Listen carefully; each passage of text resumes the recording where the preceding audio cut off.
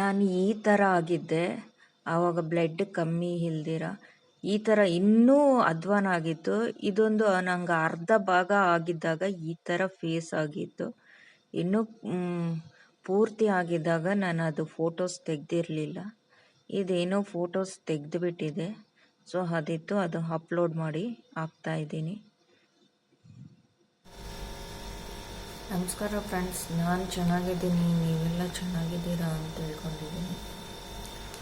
ಇವತ್ತು ಒಂದು ವಿಷಯ ಹೇಳಬೇಕಿತ್ತು. ನಾನು ಮೊನ್ನೆ ಒಂದು ವಿಡಿಯೋದಲ್ಲಿ ಹಾಕಿದ್ದೆ ಮದ್ದೂಡಿ ಅಂತ. ಅದು ಇವತ್ತು ತೆಗೆಸ್ಕೊಂಡು ಬಂದ್ವಿ. ಅಂದರೆ ನಮಗೆ ಊಟದಲ್ಲಿ ವಿಷ ಹಾಕಿರ್ತಾರಂತೆ. ಅದನ್ನು ತೆಗೆಯೋದಕ್ಕೆ ಕೆಲವೊಂದು ಜಾಗಗಳಿರುತ್ತೆ.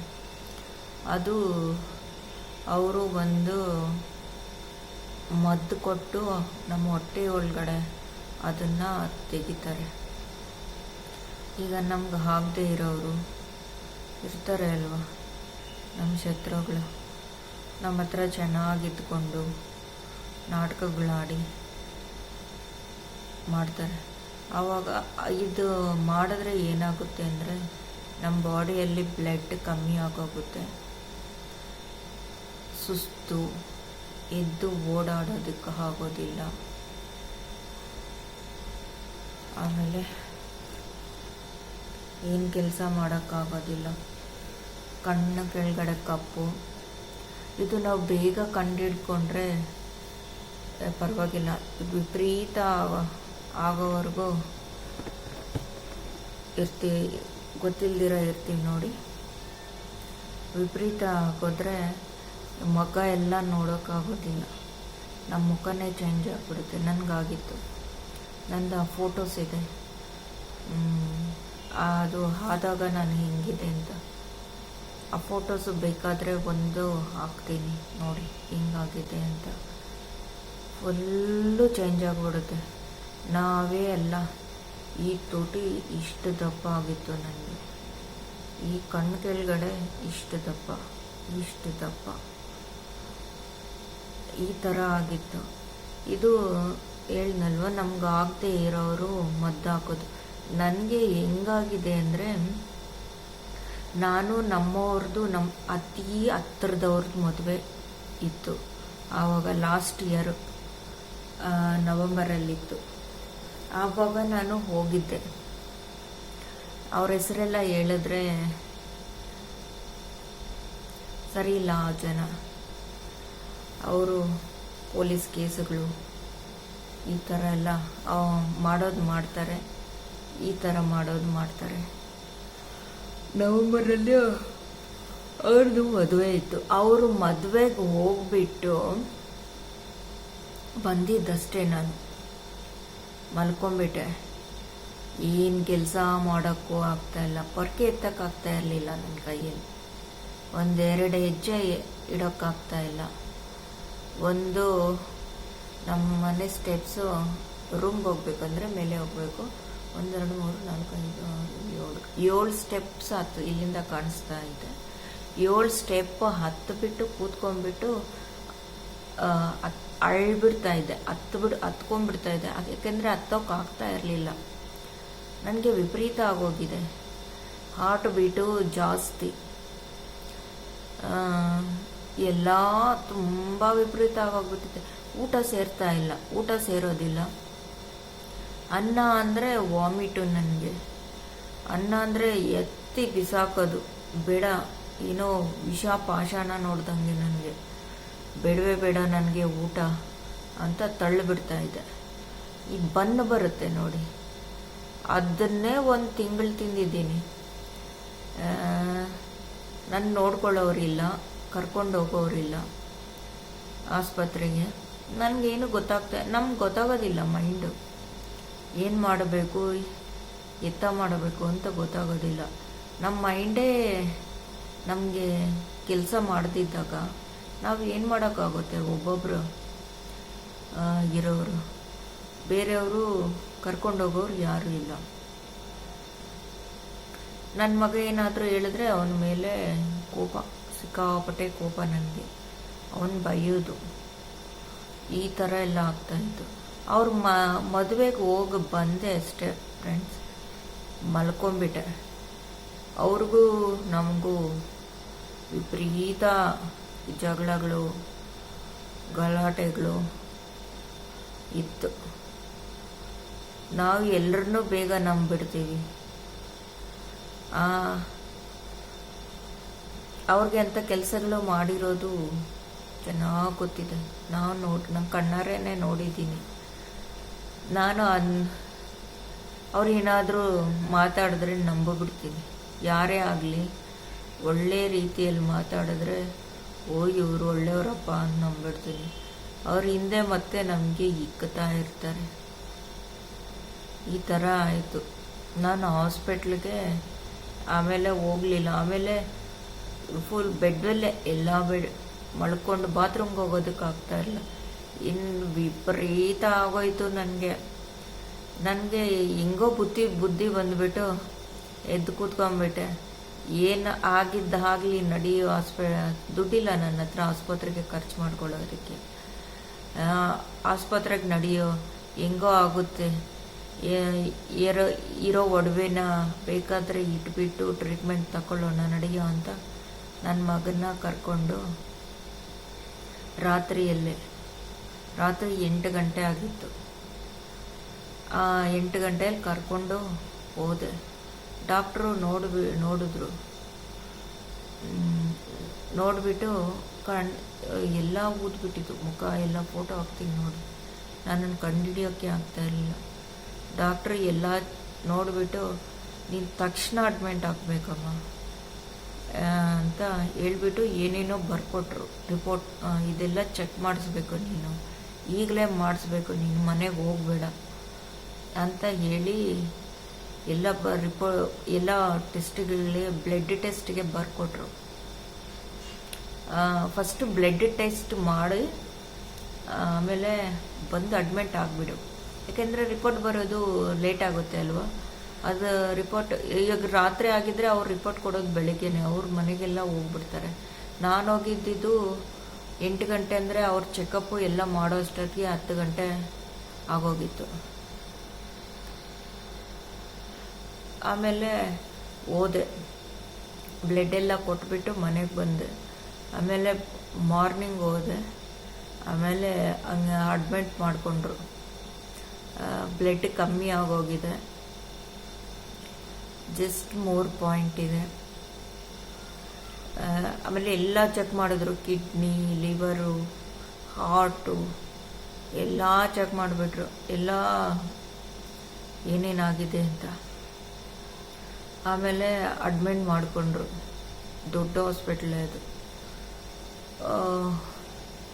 ಒಂದು ದಿವಸಕ್ಕೆ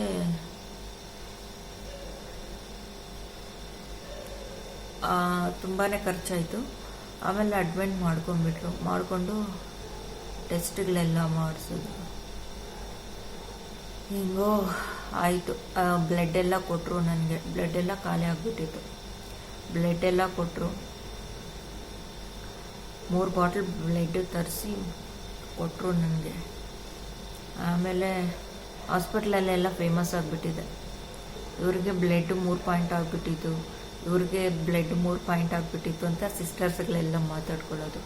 ನಾನು ಮನೆಗೆ ಬಂದ ಮೇಲೆ, ಹಾಸ್ಪಿಟಲಿಂದ ಡಿಸ್ಚಾರ್ಜ್ ಆಗಿ ಮನೆಗೆ ಬಂದಮೇಲೆ ಆಮೇಲೆ ಅಲ್ಲೋಗಿ ದಿವ್ಸಕ್ಕೊಂದು ಇಂಜೆಕ್ಷನ್ 3 ದಿವಸ ಹಾಕ್ಸ್ಕೊಬೇಕಾಗಿತ್ತು. ಆವಾಗ ಹೋಗ್ತಾ ಇದ್ದೆ ಅಲ್ಲಿ.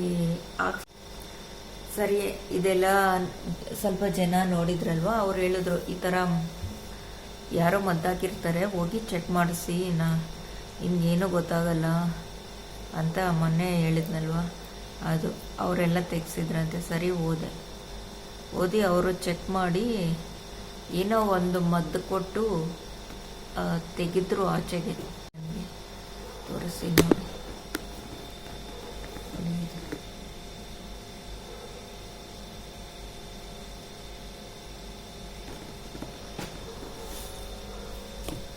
ನಾನು ಎಲ್ಲಿ ಸ್ಟಾಪ್ ಮಾಡಿದ್ನೋ ನಂಗೆ ಗೊತ್ತಾಗ್ತಾ ಇಲ್ಲ. ಸ್ಟೋರೇಜ್ ಖಾಲಿ ಆಗಿಬಿಟ್ಟು ಆಗಿಬಿಟ್ಟಿತ್ತು, ಮತ್ತು ಮಾಡ್ತಾಯಿದ್ದೀನಿ. ಆಮೇಲೆ ಹಾಸ್ಪಿಟ್ಲಿಗೆ ಹೋದೆ, ಫುಲ್ಲು ಎಲ್ಲ ಚೆಕಪ್ಪು ಮಾಡಿಬಿಟ್ರು ಡಾಕ್ಟ್ರುಗಳು, ಒಂದೂ ಬಿಡಲಿಲ್ಲ. ಎಲ್ಲ ಚೆಕಪ್ಪು ಮಾಡಿ ಟ್ರೀಟ್ಮೆಂಟ್ ಕೊಟ್ಟು ಕಳಿಸಿದ್ರು. ಇದು ಗೊತ್ತಾಗೋದಿಲ್ಲ ಫ್ರೆಂಡ್ಸ್, ಯಾರು ಯಾವಾಗ ಹೆಂಗೆ ಮಾಡ್ತಾರೆ ಅಂತ. ನಮ್ಮ ರಿಲೇಟಿವ್ಸೇ ಮಾಡ್ಬೋದು, ನಮ್ಮ ಮನೇಲಿರೋರೇ ಮಾಡ್ಬೋದು, ನಮ್ಮ ಅತ್ತೆ, ನಾದ್ನೀರು, ಮೈದಂದಿರು, ಯಾರಾದರೂ ಮಾಡ್ಬೋದು, ನಮಗಾಗದೇ ಇರೋರು.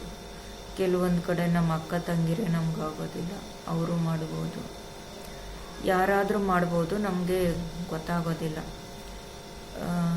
ಇದು ಆವಾಗ ಬ್ರಿಟಿಷರ ಕಾಲದಲ್ಲಿ ಬ್ರಿಟಿಷರು ಅವ್ರನ್ನ ಓಡಿಸೋದಕ್ಕೆ, ನಮ್ಮ ಇಂಡಿಯಾದವ್ರು ಓಡಿಸೋದಕ್ಕೆ ಮದ್ದು ನಮ್ಮ ಎಲ್ಲ ಆವಾಗೆಲ್ಲ ಆಯುರ್ವೇದಿಕ್ ಅಲ್ವ, ಆ ಥರ ಗಿಡಮೂಲಿಕೆಗಳಿಂದ ಮಾಡಿ ಅವ್ರಿಗೆ ಹಾಕಿ ಅವ್ರನ್ನ ಕಳಿಸ್ತಾ ಇದ್ದಿದ್ದಂತೆ. ಇದು 3 ತಿಂಗಳಲ್ಲಿ ನಮ್ಮ ಮೇಲೆ ಪ್ರಭಾವ ಬೀಳೋದು. ನನಗೆ ಆಗಿದ್ದು 3 ತಿಂಗಳಿಗೆ. ನಾನು ಹೋಗಿದ್ದು ಫೆಬ್ರವರಿಯಲ್ಲೇ ಅಡ್ಮಿಂಟ್ ಆಗಿದ್ದು. ನನಗೆ ಎಲ್ಲ ಆಯಿತು ಏನಾಯಿತು ನನಗೆ ಗೊತ್ತಿಲ್ಲ. ಬಟ್ ನಾನು ಅವ್ರ ಮದುವೆಗೆ ಹೋಗಿ ಬಂದಮೇಲೆ ನಾನು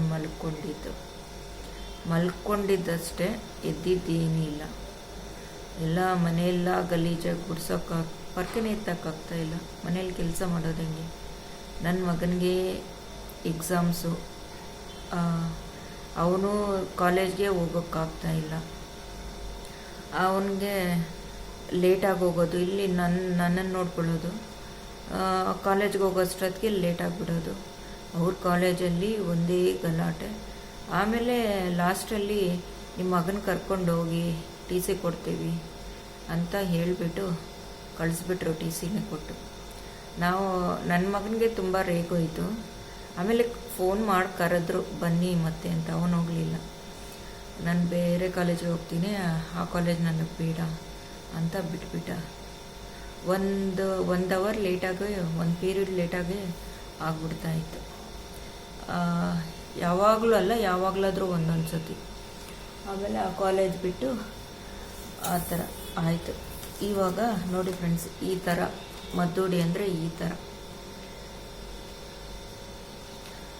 ಇದು ಯಾವ ಅಡ್ರೆಸ್ ಕೊಡ್ತೀನಿ ನಾಳೆ, ಬೇಕಾದರೆ ಎಲ್ಲಿ ಏನು ಅಂತ ತೆಗೆಸೋದು ಅಂತ.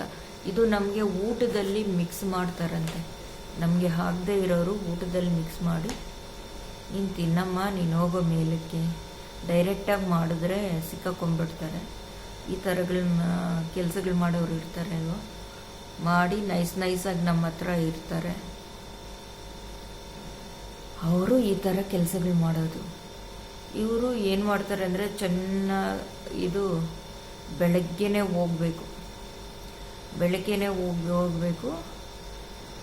ನೀರು ಕುಡಿಸ್ತಾರೆ, ಬಿಸಿ ನೀರು, ಬೆಣ್ಣೆ, ಅದೇನೋ ಮದ್ದು ಅದರೊಳಗಡೆ ಹಾಕಿ ಬಿಸಿನೀರು ಕೊಟ್ಟು ಕುಡೀರಿ ನೀವು ಅಂತ ಕುಂಡ್ರಿಸ್ಬಿಟ್ಟು ಒಂದು 5-6 ಗ್ಲಾಸ್ ಕುಡಿಬೇಕು. ಕುಡಿತಾ ವಾಮಿಟ್ ಆಗುತ್ತೆ. ಆ ವಾಮಿಟ್ ಆದಾಗ ನಮ್ಮ ಹೊಟ್ಟೆ ಒಳಗಡೆ ಇರೋ ಮದ್ದು ಆಚೆ ಬರುತ್ತೆ. ಇದು ಆಚೆ ಬರುತ್ತೆ. ಅದು ನಮ್ಮ ಹೊಟ್ಟೆ ಒಳಗಡೆ ಎಷ್ಟಿರುತ್ತೋ ಅಷ್ಟು ಮದ್ದು ಆಚೆ ಬರುತ್ತೆ. ಅದನ್ನು ತೆಗೆದು ನಮ್ಮ ಕೈಗೆ ಕೊಡ್ತಾರೆ. ಈ ಥರ ಆಯಿತು. ಇದು ಎಷ್ಟು ಅಮೌಂಟು, ಇನ್ನು ಏನೇನಾಯಿತು, ಎಷ್ಟು ಜನ ಬಂದಿದ್ರು ಗೊತ್ತಾ ಫ್ರೆಂಡ್ಸ್. ನಾನು ಅದನ್ನು ನೋಡಿ ಜನಸಾಗರನೇ ಇತ್ತು. ಯಪ್ಪ, ನಿಜಾನ ಇದು ಅಂದ್ಕೊಂಡ್ಬಿಟ್ಟೆ ನಾನು. ಅದು ವಿಡಿಯೋ ತೆಗೆದಿದ್ದೀನಿ, ನಾಳೆ ಹಾಕ್ತೀನಿ ನೋಡಿ. ಗೊತ್ತಿಲ್ಲದಿರೋರು ಹೋಗಿ ತೆಗೆಸಿ ಅವ್ರು ಹಾಕಿರ್ತಾರೋ ಬಿಡ್ತಾರೋ ನಮ್ಗೆ ಗೊತ್ತಿರೋದಿಲ್ಲ. ಬಟ್ ತೆಗೆಸಿ, ಏನೂ ಪ್ರಾಬ್ಲಮ್ ಇಲ್ಲ. ಅವರು ಮದ್ದು ಕೊಡ್ದು ನಾವು ತೆಗೆದ್ರೆ ಅವ್ರು ಹಾಕಿದ್ರು ಹಾಕಿಲ್ದಿದ್ರು ಏನು ಪ್ರಾಬ್ಲಮ್ ಇರೋದಿಲ್ಲ. ಚೆನ್ನಾಗಾಗ್ತೀವಿ. ಇದ್ರ ಎಫೆಕ್ಟ್ಸ್ ಏನು, ಇದರಿಂದ ಏನೇನು ಪ್ರಯೋಜನ, ಇದೆಲ್ಲ ನಾಳೆ ಅಪ್ಲೋಡ್ ಮಾಡ್ತೀನಿ ನೆನಪಿಸ್ಕೊಂಡು. ಏನೇನು ಬಿಟ್ಟಿರ್ತೀನೋ ಇನ್ನು. ಇದೇ ಲಾಂಗ್ ಹೋಗೋಗಿತ್ತು ವಿಡಿಯೋ. ಅಪ್ಲೋಡ್ ಮಾಡಿ ತೋರಿಸ್ತೀನಿ. ಎಷ್ಟು ಜನ ಬಂದಿದ್ರು, ಅಲ್ಲಿ ಎಷ್ಟು ಜನ ತೆಗಿತಾರೆ ಗೊತ್ತಾ, ಅಷ್ಟು ಜನನೂ ಫಿಲ್ ಆಗಿದ್ರು. ದಯವಿಟ್ಟು ಯಾರ್ಯಾರು ಸಬ್ಸ್ಕ್ರೈಬ್ ಮಾಡಿಲ್ವೋ ಸಬ್ಸ್ಕ್ರೈಬ್ ಮಾಡಿ, ಸಪೋರ್ಟ್ ಮಾಡಿ, ಶೇರ್ ಮಾಡಿ, ಕಮೆಂಟ್ ಮಾಡಿ.